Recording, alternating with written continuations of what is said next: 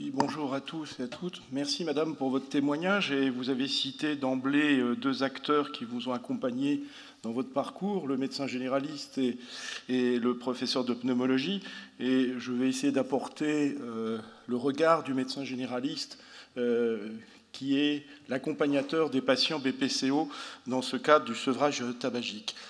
Très bien, je vous déclare mes conflits d'intérêts avec l'industrie pharmaceutique et peut-être d'une manière plus intéressante, mes conflits d'intérêts.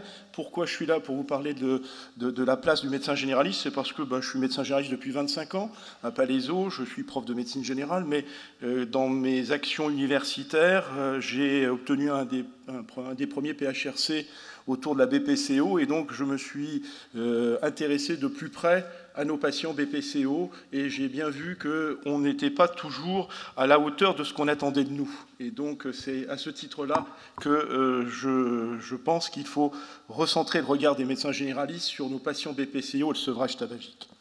Alors, la BPCO en France et en médecine générale, la prévalence, 3,5 millions de patients, 6 à 8% de la population. Patrick l'a cité, 100 000 patients nécessitant une aide instrumentale à domicile et 100 000 hospitalisations par an, 16 000 décès par an et passage de la 4e à la 3e cause de décès dans le monde. On n'a pas beaucoup de données épidémiologiques par rapport à la médecine générale, et si on prend un travail qui est ancien mais qui a le mérite d'exister, le patient BPCO arrive en 81e position des résultats de consultation du dictionnaire de la Société française de médecine générale, et je crains que les choses n'ont pas vraiment changé dans la pratique quotidienne. Parce que les patients BPCO de la médecine générale, ce n'est que le sommet de l'iceberg. Difficulté diagnostique, certes, pour diagnostiquer cette maladie qui est basée sur la mesure du souffle. Et nous, médecins généralistes, en général, nous n'avons pas d'outils valides, adaptés pour mesurer la capacité respiratoire. Et donc, le diagnostic est assez difficile. En moyenne, dans la littérature, on voit qu'un médecin généraliste a 70 patients dans sa patientèle et seulement 25% des patients BPCO sont étiquetés comme tels. Le sous-diagnostic de la BPCO est attesté par de nombreuses études, françaises et internationales. On ne fait pas mieux ailleurs, mais ce n'est pas une raison. La clinique est peu ou pas suffisante. Les gènes respiratoires, la dyspnée, la toux. Tout à l'heure, on a entendu dans la communication précédente le témoignage du représentant des patients qui disait qu'il y avait dans ces maladies chroniques à bas bruit, silencieuses, et ça fait partie d'une maladie chronique à bas bruit et silencieuse. Je vous renvoie au savoir en différence entre BPCO et bronchite chronique. Et donc, c'est vrai que si on attend que le patient devient symptomatique, eh c'est déjà, la maladie est bien avancée.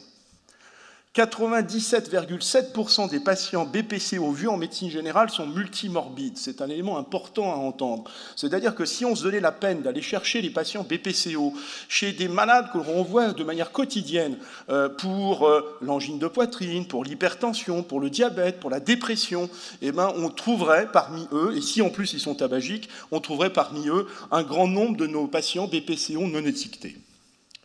Alors, on essaye de travailler avec Bruno Housset, on a essayé à multiples reprises de valider des outils, des grilles de validation clinique, mais on est encore en train de travailler là-dessus. On ne le relâche pas, mais pour le moment, les tests cliniques de repérage ne sont pas suffisants en termes de valeurs prédictives positives, de sensibilité, de spécificité, même si ces derniers temps, l'élément intéressant, c'est d'intégrer aux grilles que, en général, nos collègues pneumologues mettent en termes de symptomatologie de la maladie respiratoire, l'association maintenant a des grandes comorbidités. Peut-être qu'en intégrant ces certains éléments, on arrivera à améliorer ces grilles de repérage, mais le problème, c'est que de toute façon, c'est comment on fait pour arriver à une mesure du souffle une fois qu'on a repéré ou qu'on a une notion d'un patient à risque de BPCO. Alors, à ce stade, mon propos, c'est de se dire qu'est-ce qu'il y a de différent dans le sevrage tabagique chez le patient BPCO des autres patients, des autres personnes d'ailleurs, puisque j'ai bien retenu le message de notre représentant des patients de dire, souvent il est revenu à la définition du patient, et vous savez, en médecine générale, monsieur, on a souvent un abord, on dit centré sur la personne, c'est-à-dire au-delà du patient. Donc 50% des patients tabagiques meurent du tabac, en général. Chez les BPCO, c'est 73%. 73% des patients BPCO vont mourir des conséquences du tabac. 77% des BPCO sont d'origine tabagique seule. Le tabac accélère le déclin du VMS chez le BPCO et augmente la fréquence des exacerbations et des hospitalisations, ça c'est connu.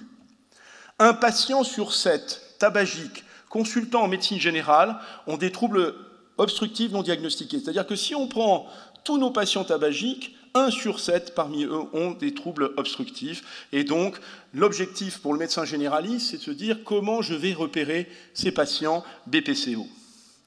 L'arrêt, bien sûr, du tabac diminue le risque de BPCO et freine son évolution. Ça aussi, il y a des éléments de la littérature dessus. Alors, essayons de voir le profil du fumeur atteint de BPCO. Il a une consommation tabagique plus sévère que ceux qui ne sont pas BPCO. Il a des marqueurs du tabagisme qui sont plus importants, plus de CO dans l'air expiré, les concentrations de cotinine salivaire plus élevées, mais surtout une dépendance nicotinique plus sévère au test de Fagerström, une motivation à l'arrêt du tabac plus corrélée à la dyspnée, à l'expectoration, aux obstructions réelles, et on reviendra là-dessus dans la suite de mon exposé, que le degré d'agravité de la maladie bronchitique chronique. Les troubles anxio-dépressifs associés sont plus fréquents chez le BPCO sévère en médecine générale, et là il y a des éléments de la littérature. Philippe Jory vous a parlé tout à l'heure du test de Beck, donc il y a certes plein d'éléments qui vont en faveur de cela, et donc chez les patients BPCO tabagiques, allez regarder s'il n'a pas des éléments anxio-dépressifs est un élément important pour le médecin généraliste. L'effet de l'arrêt ou de la réduction du tabac. Les effets sur les symptômes respiratoires à 1 an sont importants. Il y a une différence significative à 5 ans sur le nombre d'hospitalisations. Donc il faut un certain nombre de temps d'arrêt du tabac pour obtenir un bénéfice, même si la satisfaction, les éléments positifs, l'entretien motivationnel, les éléments de lutter contre sa maladie et les dépendances sont importants d'emblée. L'effet sur le déclin du VMS est moindre à 1 an et qu'à 5 ans. Le sevrage tabagique diminue la mortalité, toutes causes confondues, donc c'est l'élément important dans la prise en charge. Certains médecins généralistes, il y a un certain nombre de temps que je traîne dans les colloques et dans les conférences avec les médecins généralistes, on sait que chez nous, dans notre discipline, il y a 2 postures. Il y a certains médecins généralistes qui défendent de dire inutile d'aller repérer les patients BPCO, il faut réussir le sevrage tabagique à toute la population. Or, on le sait bien, on n'y arrive pas. On n'arrive pas, au jour d'aujourd'hui, à sevrer tous les patients du tabac. Si on y arrivait, peut-être que, dans ces cas-là, l'impact sur le patient BPCO serait aussi important que les autres patients. On sait très bien qu'identifier qu'un patient est atteint d'une maladie chronique comme la BPCO est un élément important pour convaincre à la fois le médecin et surtout le patient à arrêter de fumer. La réduction du tabac, impact moins significatif, surtout chez les plus de 55 ans et les femmes. Il faut diminuer au moins de 85% pour avoir un impact. Donc, l'histoire de dire « je réduis », bien sûr que c'est bien de réduire, il vaut mieux réduire que continuer sa consommation, mais si on veut avoir un effet réel sur l'évolution de la maladie, il faut au moins diminuer de 85% sa consommation tabagique. Est-ce qu'il y a des effets des différentes interventions d'aide à l'arrêt du tabac? Est-ce que c'est différent chez le patient BPCO que chez le non-BPCO? Chez le fumeur BPCO, le soutien par thérapie comportementale sans médicaments n'est pas plus efficace qu'une intervention brève, et ce, quelle que soit l'intensité de la thérapie comportementale et du plan d'intervention de la thérapie comportementale. S'il y a des médicaments du sevrage tabagique associés aux thérapies comportementales de forte intensité, c'est beaucoup plus efficace que les thérapies comportementales de faible intensité. Et l'association des thérapies de forte intensité, plus les médicaments d'aide à l'arrêt, type des substituts nicotiniques, le bupropion, l'arvernicline, qui a été explicité dans la plénière précédente, amène une stratégie plus efficace chez le fumeur BPCO, et ça, c'est toute la revue de la littérature qui va derrière, qui explicite ces éléments. Les frais de la confrontation sur le résultat des EFR. Les études portant sur la relation entre l'expression des résultats des EFR en termes d'âge pulmonaire et l'arrêt du tabac sont assez discordants. On a, mais je pense que Bruno reviendra là-dessus, de longtemps on a pensé qu'utiliser l'âge pulmonaire était un élément décisif pour réussir le sevrage tabagique, et là-dessus les études ne vont pas toutes dans le même sens. Le concept d'âge pulmonaire peut être utilisé pour motiver les fumeurs à arrêter leur consommation en veillant à rattacher les résultats au contexte personnel, mais il faut vraiment personnaliser cet élément et pas le donner comme ça brut de décoffrage, parce que ça n'apportera rien de plus que le fait de dire attention, ça va vous amener des conséquences sur la maladie et autres. Les facteurs prédictifs maintenant de l'arrêt du tabac, qu'est-ce qui peut nous faire rassurer ou d'essayer de repérer la typologie du patient qui va réussir dans son sevrage tabagique quand il est BPCO? Alors là-dessus, les études sont discordantes. Une motivation importante à l'arrêt, une adhésion au protocole d'intervention et le recours aux médicaments d'aide à l'arrêt sont prédictifs du succès du sevrage. C'est tout ce qui s'en dégage un petit peu de la revue de la littérature. Le sexe, le nombre de paquets annés, l'importance de la dépendance nicotinique et la sévérité de l'obstruction bronchique ne semblent pas prédictifs de l'arrêt du tabac. Conclusion de la revue de la littérature. Le conseil d'arrêt associé à la proposition d'aide et en première intention la prescription de médicaments d'aide à l'arrêt type substitut nicotinique, ça plus en première intention, doit être un objectif prioritaire dans la prise en charge du patient fumeur atteint de PPCO. Oui, mais tout ça, on ne le fait pas n'importe comment. Il ne faut pas le transposer. Et les intervenants précédents dans la plénière ont bien dit qu'il fallait essayer à plusieurs reprises, que ce n'était pas toujours le bon moment. Il faut être à l'écoute, l'intervention brève. L'avantage du médecin généraliste, c'est qu'on est le premier recours. Et si nous, il ne voit que nous, nous, on n'a pas le droit de ne pas agir. Parce que il n'a pas, et madame a raconté son histoire, c'est d'abord le médecin généraliste qui a dû repérer et adresser à un moment donné aux spécialistes. D'abord parce que on connaît son patient, on est dans la continuité, dans le suivi, dans l'approche centrée patient, et ça, c'est sûr qu'on est peut-être un petit peu plus aidant dans susciter l'envie du sevrage, en connaissant le contexte global du patient. On favorise le bon moment et la bonne intervention. Alors, la question, c'était comment on explore l'ambivalence vis-à-vis de l'arrêt du tabac. Philippe Jory a un peu évoqué les choses. Donc la notion, et je pense que beaucoup d'entre vous connaissent, la balance décisionnelle. Et ça, c'est essayer d'utiliser ces arguments de balance décisionnelle pour essayer de convaincre le patient à arrêter de fumer. Donc, si je continue à fumer, quels sont les avantages, quels sont les inconvénients?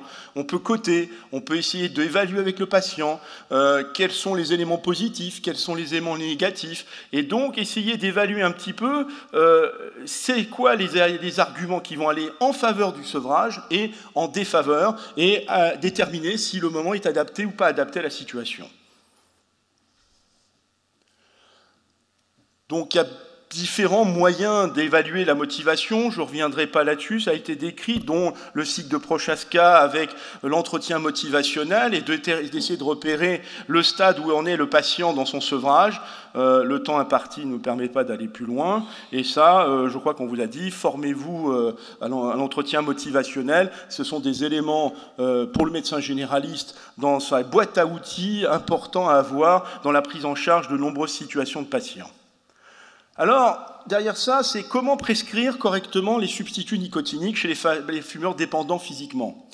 Il y a une adaptation de la posologie, il faut connaître les équivalences, il faut savoir l'utilisation de chaque produit, d'essayer de mettre les formes orales, bien sûr, chaque fois qu'il y a une importance au niveau de l'addiction, au niveau du gestuel, mais c'est important de mettre, si possible, des substituts oraux, parce que le fait de mettre quelque chose à la bouche est un élément important, en tout cas pour un certain nombre de patients, mais bien spécifier les modalités d'usage, bien dire que quand on prend une gomme, il faut mastiquer lentement, bien expliciter, accompagner le patient dans ce sevrage.